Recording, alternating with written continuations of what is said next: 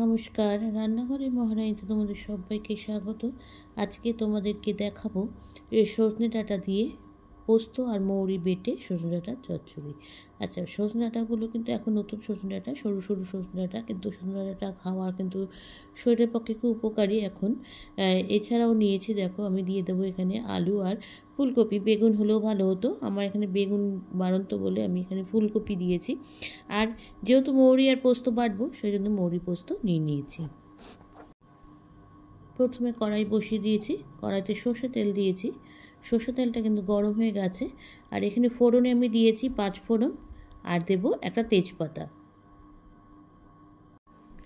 আচ্ছা, 5 ফোড়ন আর তেজপাতা দিয়েছি, এটা কিন্তু আমার ফোড়ন হয়ে গেছে।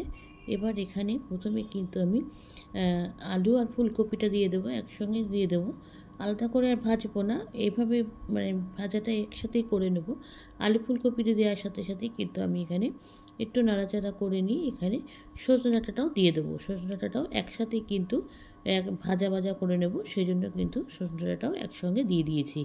এবার ভালো করে নাড়াবো, নাড়িয়ে এটাকে একটু ঢেকে দিয়ে কম মিডিয়াম আছে, লো ফ্লেমে না রাখলেও হবে, মিডিয়াম আঁচে রেখে রান্না করতে হবে।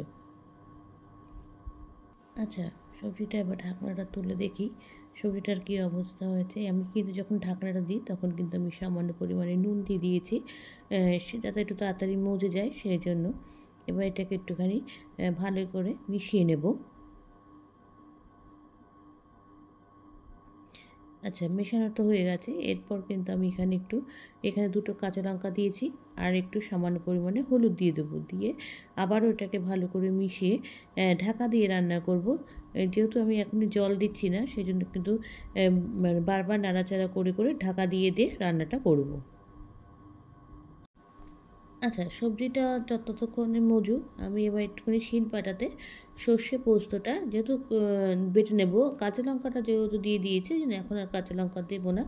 এবার একটু অল্প জল দিয়ে একটু বাটবো, বেশি জল দেবো না, অল্প দিয়ে কিন্তু মৌরি আর পোস্তটা বেটে নেব। শিলপাটায় বেটে নেওয়াটা আমি মনে করি ভালো, ওই অল্প অল্প জিনিসটা মিক্সিতে বাটতে সময়ও লাগে, তার থেকে আর শিলপাটায় কিন্তু আমার মনে হয় তাড়াতাড়ি বাটা হয়ে যায়। মুড়ি আর পোস্তটা কিন্তু আমার বাটা হয়ে গেছে, একবার শুকনো শুকনো করে বেটেছি। এবার এটাকে তুলে কাচিয়ে নেব। আর মুড়িটা একটু শক্ত, যেহেতু একটু বাটতে কষ্ট হয় প্রথমে, কিন্তু অসুবিধা নেই, একটু জোরে জোরে বাটলে কিন্তু 3বারের মধ্যে বাটাটা হয়ে যায়। মিহি করে বেটে নিয়েছি, ঢাকনাটা তুলে দিয়েছি। এবার দেখছি চাটুটা অনেকটাই হয়েছে, আরও বাটা সেদ্ধ হবে। এবার কিন্তু আমি পোস্ত আর মৌরিটা যেটা বেটে রেখেছি সেটা এবার দিয়ে দিলাম। এবার একটুখানি জল দেবো, বাটিটা ধোয়া জলটা দেবো আর কি, বেশি জল দেবো না, বাটি ধোয়া জল দেবো। দিয়ে এটাকে খুব ভালো করে মেশাবো সবজির সাথে। পোস্ত আর মৌরি বাটাটাকে ভালো করে মিশিয়ে আবার কিন্তু ঢাকা দিয়ে রান্না করব। একদম শুকনো রাখবো না, একটু গা মাখা থাকবে, তাহলেই কিন্তু চচ্চড়িটা আমার হয়ে যাবে। এবার ভালো করে আবার মিশিয়ে নিচ্ছি, নিয়ে আবার কিন্তু এটাকে ঢাকা দিয়ে আমি রান্না করব। আচ্ছা, এবার ঢাকনাটা খুলে দেখছি, ঢাকনাটা সরিয়ে দিলাম, দিয়ে আবার এটাকে কিন্তু মানে পোস্ত আর মৌরি বাটাটা দেওয়ার পরে এটাকে আবার একটুখানি মিশিয়ে নিচ্ছি। এরভাবে কিন্তু আমার রান্নাটা প্রায় হয়ে এসেছে, মানে আর একটুখানি হবে, আর একটুখানি ঝোল রস আছে, সেই জন্য। এবার একটু চিনি দিয়ে দেবো। নিরামিষ তরকারি একটু মিষ্টি মিষ্টি হলে ভালো লাগে খেতে, তাই একটু স্বাদের জন্য কিন্তু অবশ্যই অল্প পরিমাণে চিনি দিয়ে দেবো। এখানে কিন্তু চিনির বদলে এখন গুড়ের ব্যবহার খুব হচ্ছে, গুড়টাও দেওয়া যায়।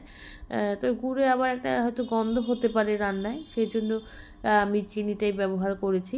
আবার এটাকে মিশিয়ে নিই, চিনিটা একটুখানি মিশে যাক সবজির সাথে, তারপরে কিন্তু আমি নামিয়ে নেব। হয়ে গেছে আমার একদম মৌরি আর পোস্ত বেটে সজনে ডাঁটার চচ্চড়ি। এবার দেখো আমি জাস্ট একটু নাড়িয়ে নিচ্ছি, নেওয়ার পরে কিন্তু একদম রেডি হয়ে গেছে। এবার গ্যাসটা বন্ধ করে সার্ভ করব। আমার একদম হয়ে গেছে সজনে ডাঁটায় চচ্চড়ি, মৌরি আর পোস্ত বেটে করেছি, খুব সুন্দর হয়েছিল খেতে। এখনকার সজনে ডাঁটা খুব টেস্ট, তোমরাও কিন্তু বাড়িতে করে খেয়ে আমাকে জানিও লাইক, কমেন্টস আর শেয়ারের মাধ্যমে। তোমরা যারা আমার চ্যানেলটাকে সাবস্ক্রাইব করে আমার সঙ্গে রয়েছো, তাদের জন্য রয়েছে অসংখ্য অসংখ্য ধন্যবাদ। আর যারা এখনও করোনি, তারা প্লিজ চ্যানেলটাকে সাবস্ক্রাইব করে আমার সঙ্গে থেকো। তোমরা সবাই সুস্থ থেকো, সাবধানে থেকো, ভালো থেকো। চলি, টাটা। দেখা হচ্ছে পরবর্তী নতুন কোনো রেসিপিতে তোমাদের সঙ্গে।